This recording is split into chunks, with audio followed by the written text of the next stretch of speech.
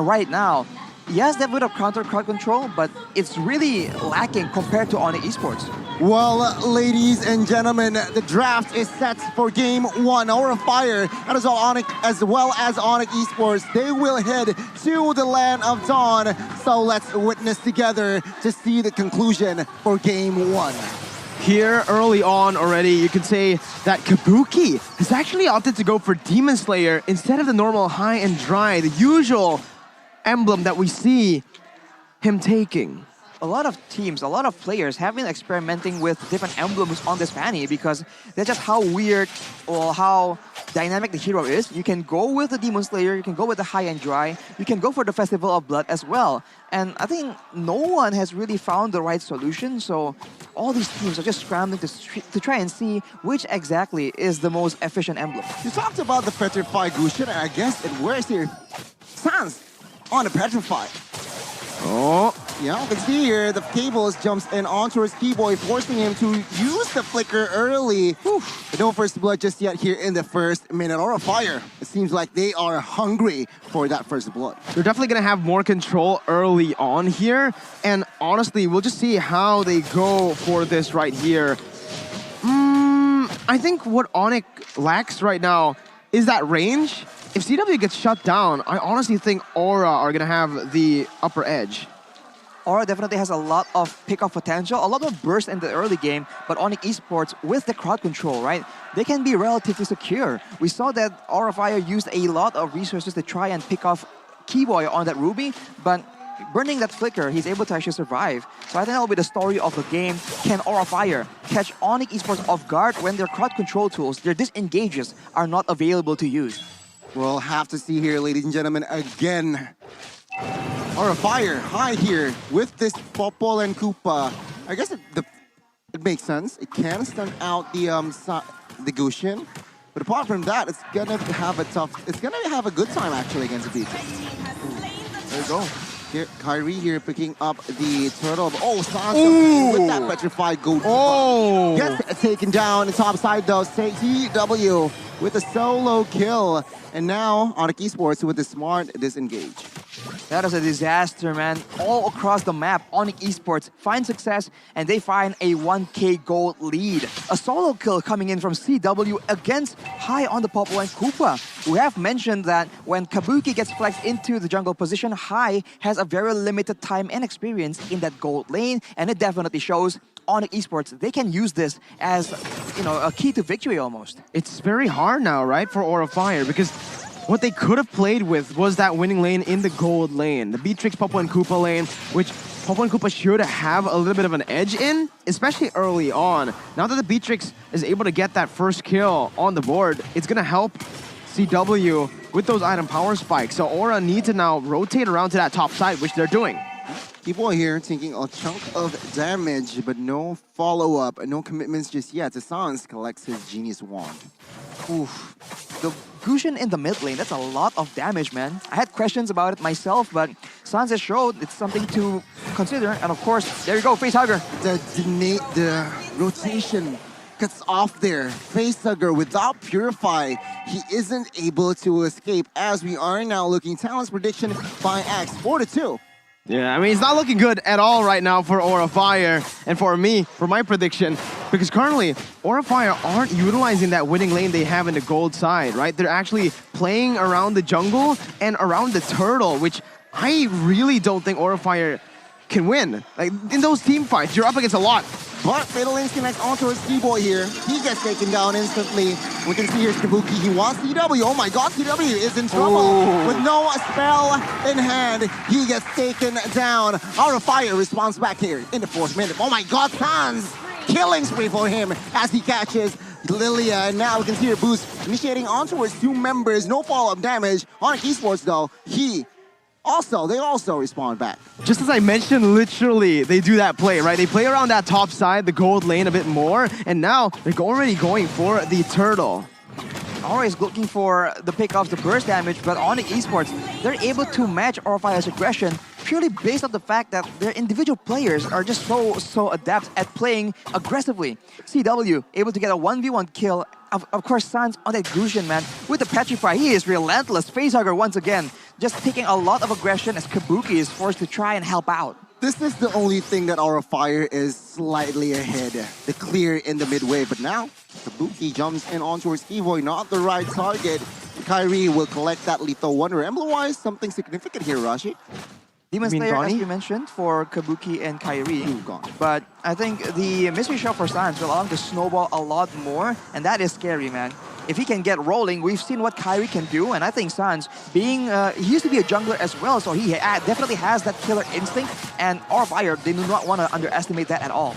Oh, right now, Kyrie is actually going to look for that pickup. Heavy spin, Gani. Oh, heavy spin connects, and High is the first one to fall. We can see here Kabuki. Oh, he gets him down. Oh my god. Thankfully, he still has the steel cables to escape. But High, the gold laner from Aura Fire, is taken down. You can see here, top side, Keyboy could not do anything as Kabuki picks up a kill. Now you really understand why Kabuki went on the Demon Slayer, right? As opposed to that high and dry. He's just trying to secure his own purple buff. That's the main winning condition for Aura right now in the early stages. Because we all know, in the early game, a lot of teams up against the Fanny like to actually just prioritize that purple buff, invade early, and Sans. Oh, Sans here. He will... my God. Oh my god, he escapes. 5 members were on him, but no, he escapes. And now we can see here Onic Esports with the reengage, catches Facehugger, Godiva flickers away, and Aura Fire here, they are behind at 3,000 gold. What an escape from Sans, man, using the jungle minion to try and make an escape, but CW now gets jumped on. Oh my god, a little overzealous there. He is taken down. Oh, Kabuki gets taken down, but off camera, a solo kill occurs as Sans collects his 5 kills in this match. There's so much action all across the map. A kill in the mid lane, bottom side, a turtle take up top. They're just doing it really well now as Fluffy goes in again. Boots is the main target here. Facehugger collects the kill, but it's all said and done. Onic Esports now, they want to invade as the jungler from Aura Fire now, who will win? I guess Kabuki will not have the purple buff. Kyrie getting that objective and calmly retreats. And now the Fanny is actually going to be really weak.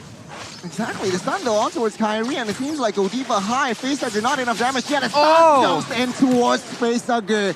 He didn't have enough. No, he didn't have the ultimate, and he gets taken down as Kabuki perhaps looking for compensation, but the whereabouts of Onic Esports is nowhere near here. They do not know Onic Esports establishing a very healthy lead. It's a very chaotic game so far. Usually in this kind of chaotic game, it's Aura Fire who finds that advantage, but it's Onic Esports who are able to capitalize on every single crazy skirmish, every single pickoff as well, and even every single 1v1 happening on the map. With now a 3,000 gold lead built, they're looking fresh. The better you smell, the better you play. You guys can also feel fresh with the new Axe effect. And speaking of looking fresh, they have fresh items in their inventory as well for Onic Esports. Skyrian helmet is completed for Kyrie, so he won't be needing to go back to the base almost at all. And of course, Sans with the glowing one, that's a lot of damage. And even when it comes to those team fight situations, his daggers are going to apply that burn onto everyone on the side of Aura Fire. And with how squishy they are, that is not damage they can shrug off. Kabuki now with the Malefic Roar though, maybe he can actually go for those 1v1 plays against the tankier members like Boots right here, right now. Also, Game 1 usually sets the tempo for the series, right? Onic Esports, the fact that they have let Kabuki pick that comfort hero of his, it's going to be a huge mental hit towards Aura Fire if they don't get a dub in this game. Oh, Fiddlings, I think next here as heavy spin will be popped. Kabuki is the main target here. Take a look at Kabuki as he gets shut it down. Sans picking up the gold leg, and Onic Esports, they're not done here. Facehugger flickers away, luckily, and now Onic Esports, they are going through the mid. They got it. Aura Fire retreats. Oh my god, close. Very close there. Facehugger just a few seconds too fast with that recall. But again, Onic Esports, this is what they do best. Once they get that lead, they just grasp onto it. They suffocate their opponent slowly but surely. Choke them out. And this is just the Onic style of game. They snowball completely from the early stage and they don't let go. It's so high IQ as well because right now with the advantage, they make sure that Facehugger, one of the main players on Aura Fire to make those plays happen, gets shut down, and afterwards, instantly, they use the Akai pick to try and make sure that Kabuki will not have the purple buff. Despite his best efforts, it really isn't working out, and now Onic Esports, big goal again. Oh my god. Kabuki isolated there with Ruby in your comm is just easy as that to catch a Fanny. Kabuki taken down 20 seconds here. Onic Esports, they might take 2 base turrets here. There's not really much Aura Fire can play with again, right? I mean, they lost that gold lane matchup, which they should have been able to actually utilize. Highest 2 levels below of a Beatrix in the 10th minute of the game. And with CW being 3-2-1 and having so much farm in his pocket, he's scaled up already. He's not in the late game, but it practically feels like a late game Beatrix already because of that damage that's coming through. He can siege down the turrets with the Renner, and he can just use that Nibiru in these team fights as Onic are looking for that top side base turret. See here, the Lord is accompanied by 4 members of Onic. He'll play. Passive is done, but no commitments, no engages just yet. And you can see here, Godiva though jumps in and boots, taking a lot of damage. But no, Onic Esports playing this rather carefully here, taking only 1 base turret. With the Purify, man, Boots is just able to walk out of there, and now Sans is alone. Will he be able to get taken down? Oh, the solo kill. Sans is just too much daggers.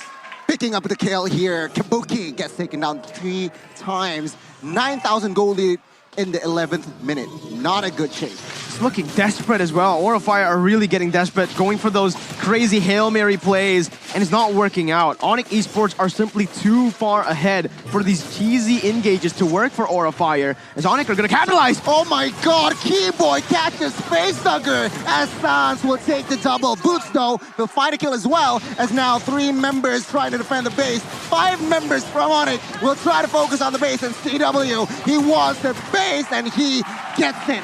1-0 Onic Esports. GG, man.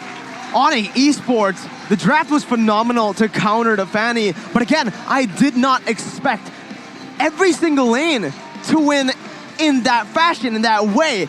An absolutely dominant game by Onic Esports, and this is the Onic we all know from the regular season. This is the unbothered, untouched Onic Esports. They're just so clean with it, man. It's ridiculous. They make sure that the side lanes were doing okay, and then with that jungle pressure, with the mid pressure, that surprise Gusion pick really caught Aura off guard. Allows them to actually shut down Facehugger, and without the mid support, without help from that mid lane, Kabuki is forced to try and